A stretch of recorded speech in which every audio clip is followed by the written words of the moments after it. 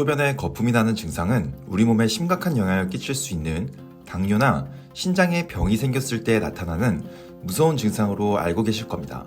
이 영상을 보는 여러분도 소변을 보다가 우연히 거품이 생기는 것을 확인하시고 혹시 내가 당뇨병이나 신장병이 있는 것은 아닐까 걱정스러운 마음으로 이 영상을 클릭하셨을 수도 있고, 혹은 이미 병원에서 소변 검사를 받아보고 아무 이상이 없다는 소견을 받았지만 그 후로도 거품료가 지속되어서 걱정을 하고 계신 분들도 계실 겁니다.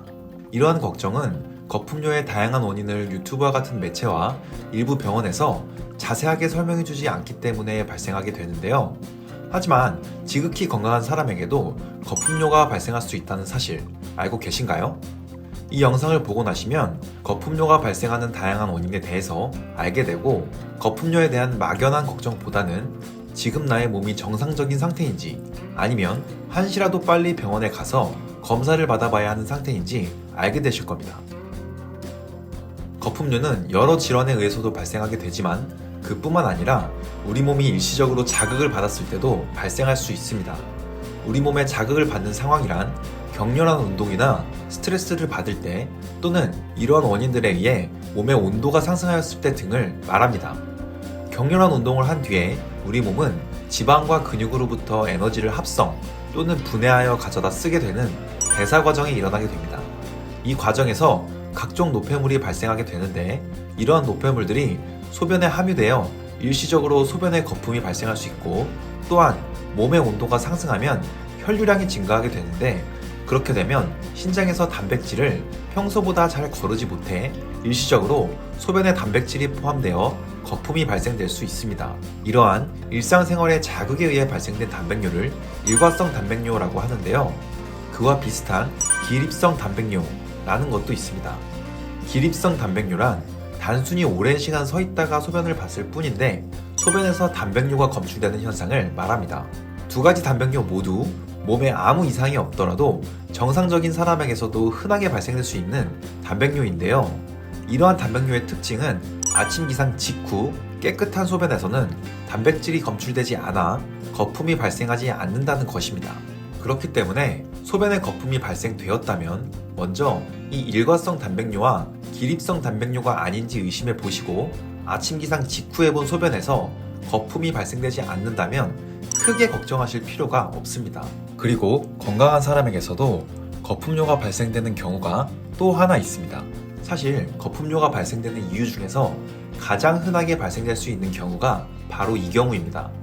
바로 물리적인 충격에 의해 발생되는 거품료인데요. 물리적 충격에 의한 거품료란 말 그대로 소변을 볼 때 변기물과 소변이 부딪히면서 발생하는 소변 거품을 말합니다. 우리가 바다에서 파도를 볼 때, 그리고 계곡에서 폭포를 볼 때 흔하게 볼 수 있는 이런 거품들과 똑같은 원리에 의해 발생되는 거품인데요. 특히 키가 큰 남성분들, 그리고 소변을 오래 참거나 또는 선천적인 이유로 소변 줄기가 셀 때는 몸에는 아무 이상 소견이 없지만 단순히 물과 물이 부딪히면서 거품을 만들어내는 경우가 굉장히 많습니다. 또한 간혹 가다가 변기를 청소한 뒤에 변기에 남아있는 세제에 함유되어 있는 계면활성제 성분이 남아있어 거품이 생기기도 하는데요. 이러한 경우는 아주 간단하게 구별해 볼 수 있습니다. 물리적 충격에 의한 거품료는 대부분 10분 내로 사라지게 되므로 소변을 본 후 10분 뒤에도 거품이 남아있는지 확인하는 것입니다. 만약 소변을 본 후 10분 뒤에 거품이 거의 사라져 있다면 아주 건강한 소변이므로 걱정하실 필요가 전혀 없습니다. 그리고 만약 화장실 청소를 한 지 얼마 되지 않으셨다면 변기를 깨끗한 물로 헹군 후 다시 한번 소변을 보시고 거품이 생기는지 확인해 보시면 됩니다. 자, 지금까지는 몸이 건강한 사람에게도 거품료가 생기는 경우에 대해서 말씀을 드렸는데요. 이제부터는 정말로 병이 생겼을 때 나타나는 거품료의 특징에 대해서 설명을 드릴 테니 집중해 주시기 바랍니다. 이 경우는 우리 몸에 정말 심각한 상황일 수 있기 때문입니다. 병에 의해 발생되는 거품료의 대표적인 원인에는 대부분의 사람들이 무서워하는 당뇨, 신장 이상, 그리고 요로 감염 등이 있습니다. 먼저 요로 감염을 일으키는 세균에 감염되게 되면 신장부터 요도까지 증식하고 있는 세균이 소변으로 나오기 때문에 세균 활동에 의한 소변 거품이 생기게 됩니다. 또한 다들 아시다시피 당뇨가 있을 경우는 소변에 당이, 신장에 이상이 있을 경우는 소변에 단백질 성분이 섞여 배출되기 때문에 그로 인한 소변 거품이 발생하게 되는데요. 하지만 이러한 몸의 이상에 의한 거품류는 소변 거품 이외에도 거의 대부분 또 다른 증상을 함께 동반하게 됩니다. 예를 들어 소변을 보실 때 가렵거나 따갑거나 열이 난다면 요로 감염을 의심해 볼 수 있고, 신장에 이상이 생겨 단백뇨가 나올 경우에는 몸이 잘 붓고 붓기가 잘 사라지지 않으며 무기력하고 숨이 차는 등의 증상이 동반됩니다.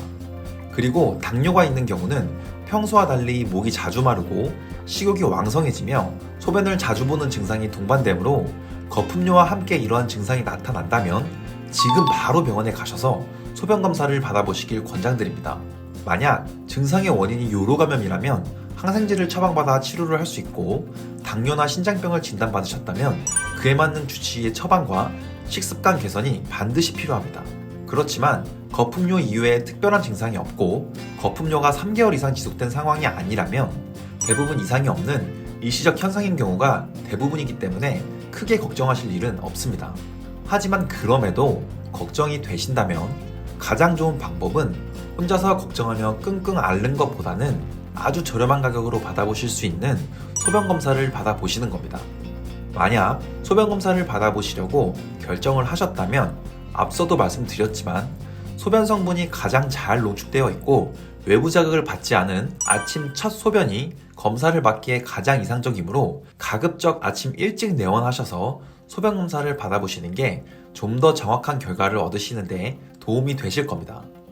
또한 여성의 경우는 생리 중에는 단백뇨, 혈뇨, 녹뇨의 결과에 영향을 줄 수 있으므로 생리 이후에 검사를 받아보시길 권장드립니다. 오늘은 많은 분들이 걱정하셨을 거품뇨, 단백뇨의 원리에 대해서 알아보고 정상인의 거품뇨와 몸에 병이 있는 사람의 거품뇨를 구분하는 방법에 대해서 알려드렸는데요. 오늘 내용은 거품뇨에 대한 이해를 도와드리기 위해 다소 길게 설명드리긴 했지만 이제 여러분은 이러한 사실을 이해하셨으므로 이제부터는 딱 하나만 기억하시면 됩니다.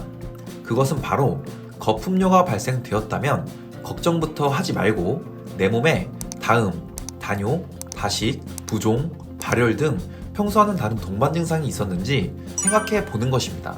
만약 다른 동반 증상이 없었다면 대부분의 경우는 문제가 없을 확률이 매우 높지만 그래도 소변 거품이 장기간 지속적으로 발생하여 걱정이 되신다면 아침 일찍 내과에 방문하셔서 1,000원 내외로 받으실 수 있는 간단한 소변 검사를 받아보시는 게 걱정도 덜고 가장 확실하게 내 몸을 지킬 수 있는 방법이 될 것입니다. 오늘 준비해드린 영상이 도움이 되셨나요? 앞으로 유익한 건강 이야기를 계속 놓치지 않으시려면 구독과 알림 설정을 꼭 눌러주시길 바랍니다. 그럼 저희는 다음에 또 듣기만 해도 건강해지는 유익한 이야기로 찾아오도록 하겠습니다. 오늘도 건강한 하루 되세요. 감사합니다.